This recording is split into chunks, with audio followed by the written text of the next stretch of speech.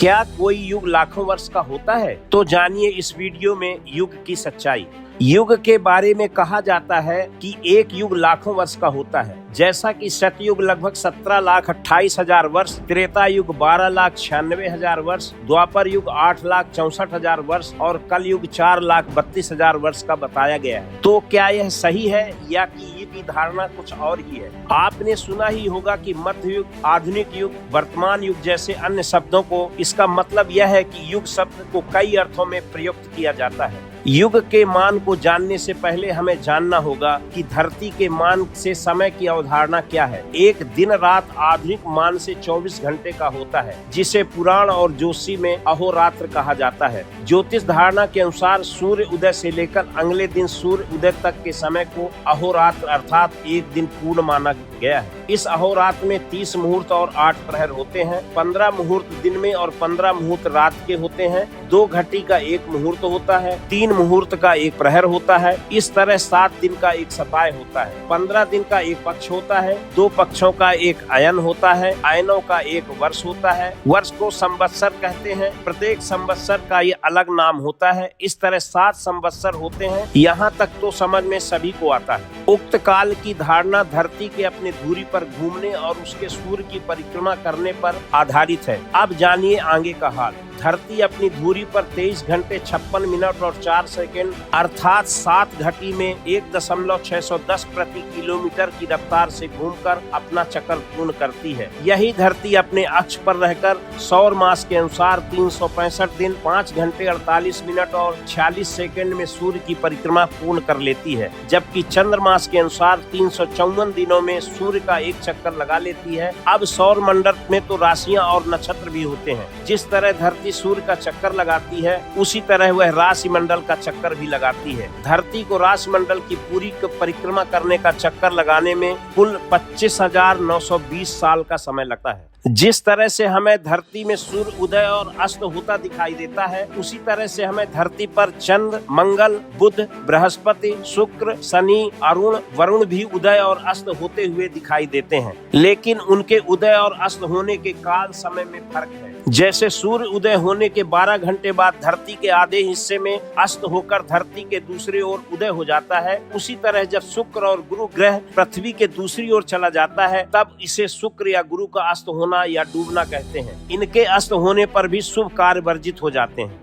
अब जानिए, भारतीय ज्योतिषियों ने समय की धारणा को सिद्ध धरती के सूर्य की परिक्रमा के आधार पर नहीं प्रतिपादित किया है। उन्होंने संपूर्ण तारामंडल में धरती के परिभ्रमण के पूर्ण कर लेने तक की गणना करके वर्ष के आगे के समय को भी प्रतिपादित किया है। वर्ष को संवत्सर कहा गया है। 5 वर्ष का 1 युग होता है। संवत्सर, परिवत्सर, इदवत्सर, अनुवत्सर, युगवत्सर, ये युगात्मक 5 वर्ष कहे जाते हैं। बृहस्पति के गति के अनुसार प्रभव आदि 60 वर्षों में 12 युग होते हैं तथा प्रत्येक युग में 5-5 वत्सर होते हैं। 12 युगों के नाम हैं प्रजापति, धाता, वृष, व्यय, खर, दुर्मुख, प्लव, पराभव, रोधकृत, अनल, दुर्मति और क्षय। प्रत्येक युग में जो 5 वत्सर हैं, उनमें से प्रथम का नाम संवत्सर है, दूसरा परिवत्सर, तीसरा इदवत्सर, चौथा अनुवत्सर और 5वां युगवत्सर है।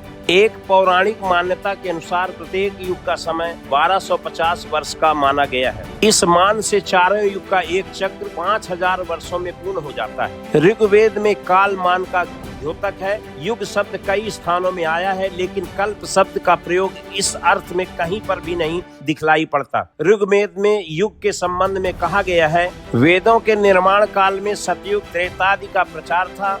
ऋग्वेद के निम्न मंत्र से युग के संबंध में एक नया प्रकाश मिलता है। दरअसल युग को 2 अर्थों में लिया जाता है। एक मानव वर्षों के हिसाब से युग का मान और दूसरा देवताओं के वर्षों अर्थात दिव्य वर्षों के हिसाब से युग का मान। इस मान से देवताओं का 1 दिन, मानवों का 1 वर्ष माना गया है। संक्षेप में इस संकल्पना को इस तरह समझा जा सकता है कि ब्रह्म वर्ष 1 वर्ष का पूर्ण चक्र 5000 वर्षों का होता है। यह ब्रह्म वर्ष और ब्रह्म रात्रि के रूप में 2500 वर्षों के 2 भागों में बटा होता है।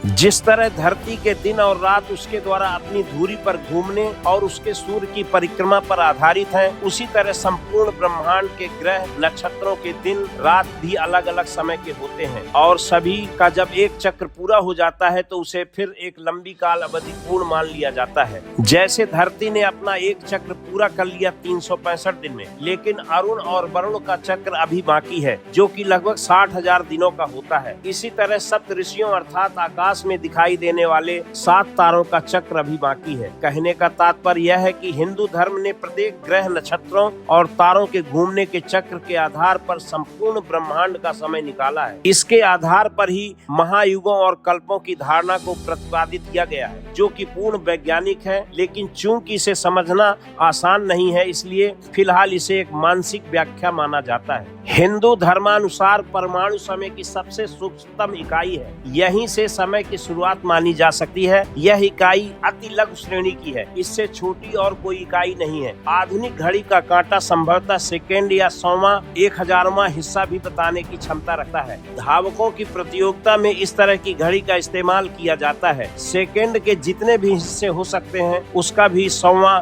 हिस्सा परमाणु हो सकता है।